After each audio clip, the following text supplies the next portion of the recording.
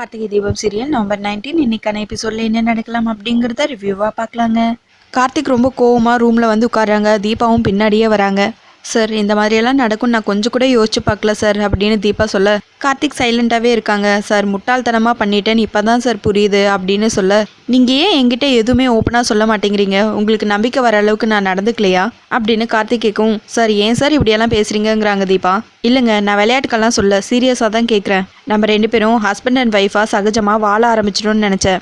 ஆனால் இன்னமும் நம்மளுக்குள்ளே ஏதோ கேப் இருக்கிற மாதிரி எனக்கு ஃபீல் ஆகுது அப்படின்னு கார்த்திக் சொல்ல, அப்படியெல்லாம் நினைக்காதீங்க சார், நீங்களே சொல்லுங்கள், திடீர்னு கோயிலுக்கு நான் நடந்து போகிறேன்னு சொல்லி வேண்டியிருக்கேன்னு சொன்னால் நீங்கள் என்னை விட்டுருப்பீங்களா?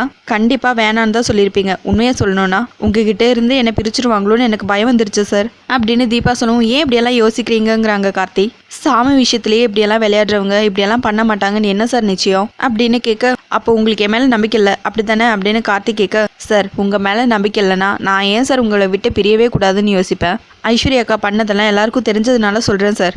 அவங்க இன்னும் என்னை நிறைய டார்ச்சர் பண்ணியிருக்காங்க சார். அது எல்லாத்தையும் நான் உங்ககிட்ட சொல்லிட்டு இருந்தா உங்ககிட்ட நிறைய சொல்ல வேண்டியது இருக்கும். அப்படி நான் உங்ககிட்ட சொல்லிட்டு இருந்தா இவளுக்கு வேற வேலையே இல்லை, எப்போ பார்த்தாலும் குறை சொல்லிட்டே இருக்கான்னு உங்களுக்கே என் மேலே வெறுப்பு வர அளவுக்கு தோணியிருக்கும். அத்தை என்னை கூட்டிகிட்டு வரதுக்காக காஞ்சிபுரம் வந்தப்போ ஆள் வச்சு கடத்தினதே அந்த ஐஸ்வர்யா அக்கா தான். அதை நீங்களும் கெஸ் பண்ணீங்கன்னு எனக்கு நல்லா தெரியும். ஆனாலும் நீங்கள் அதை பற்றி என்கிட்ட எதுவுமே கேட்கல. அது ஏன் சார்? வீட்டோட நிம்மதி நம்மளால் கெட்டுக்கூடாதுன்னு தானே. நானும் அப்படி தான் சார். உங்கள் நிம்மதியும் வீட்டோட நிம்மதி இது எல்லாத்தையும் சொல்லி கெடுக்கணுமான் தான் என்னால் முடிஞ்ச வரைக்கும் நானே சமாளிச்சிட்டு இருந்தேன். ஆனால் அடுத்தடுத்து சாமி விஷயத்தில் தப்பு நடந்ததும் நான் ரொம்ப பயந்துட்டேன் சார். இந்த வீட்டை விட்டு என்னை அனுப்ப எவ்வளவோ முயற்சி பண்ணியும் முடியலனதும் மொத்தமாக என்னை உலகத்தை விட்டே அனுப்புகிற அளவுக்கு ஐஸ்வர்யா அக்கா போகிறாங்கன்னா நாளைக்கே நான் சாப்பிட்ற சாப்பாட்டில் விஷம் வைக்க மாட்டாங்கன்னு என்ன சார் நிச்சயம்? அது என்னோட மட்டும் நிற்குமா?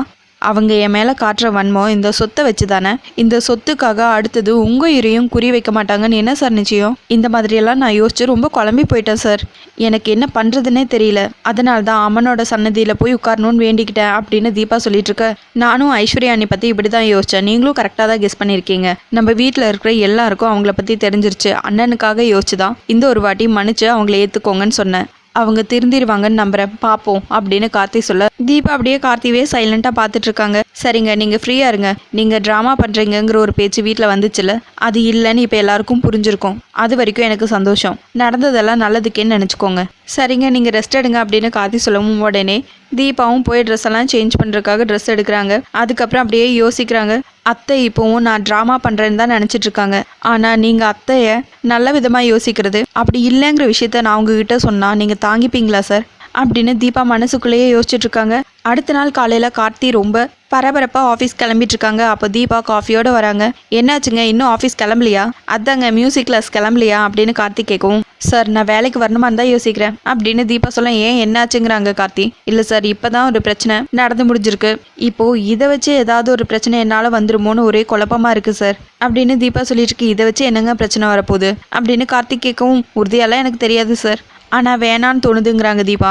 ஏங்க, நீங்கள் தான் வேலைக்கு போகணுன்னு ஆசைப்பட்டீங்கல்ல, அதுக்கு நான் சப்போர்ட் பண்ணுறேன். ஃபஸ்ட்டு கிளம்புற வேலையை பாருங்கள். இந்த விஷயத்தில் ஏதாவது பிரச்சனை வந்துச்சுன்னா நான் பார்த்துக்கிறேன் அப்படின்னு கார்த்தி சொல்லவும், சரிங்கிறாங்க தீபா. சரிங்க, டைம் ஆச்சு, சீக்கிரமாக கிளம்புங்க. உங்கள் பாஸும் ஆஃபீஸ் விஷயத்தில் ரொம்ப ஸ்ட்ரிக்ட்டுன்னு கேள்விப்பட்டேன்.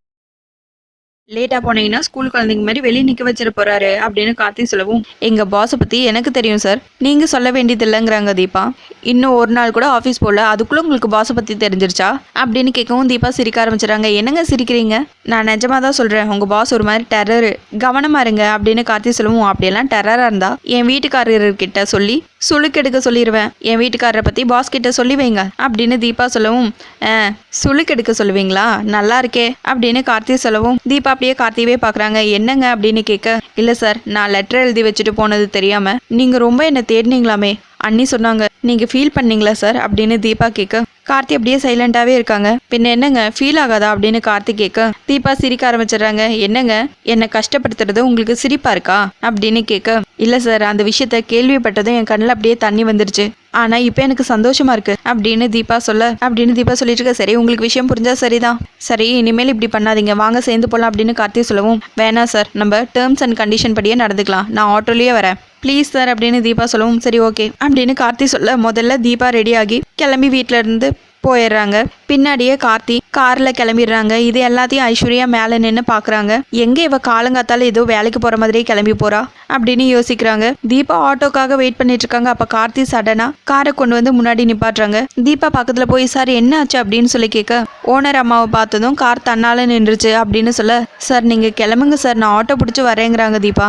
நான் என்னங்க பண்ணுறது காருக்கு வர மனசு இல்லை அப்படின்னு கார்த்தி சொல்லவும் காருக்கு மனசு இல்லையா இல்லை சாருக்கு மனசு இல்லையா அப்படின்னு தீபா கேட்க ஏங்க ரொம்ப ஓவரா பிகு பண்ணாதீங்க வந்து உட்காருங்கிறாங்க கார்த்தி.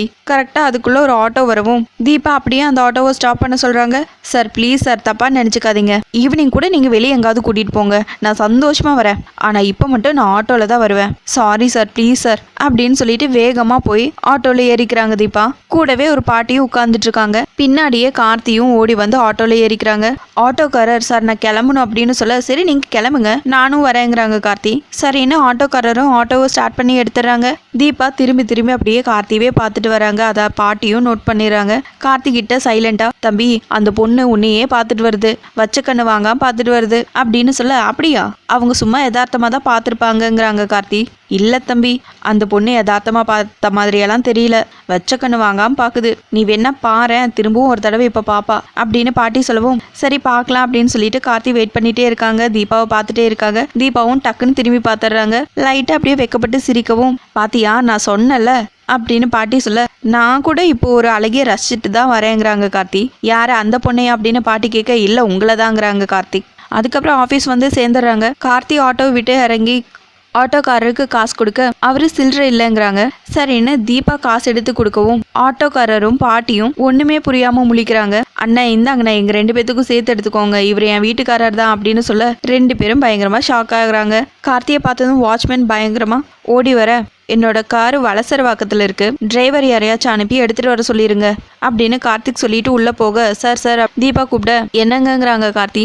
சார் நீங்க முன்னாடி போங்க நான் பின்னாடி 2 நிமிஷம் கழிச்சு வரேன் அப்படின்னு சொல்ல சரி ஓகேங்கிறாங்க கார்த்தி. கார்த்தி ரொம்ப ஸ்பீடா உள்ள போறாங்க.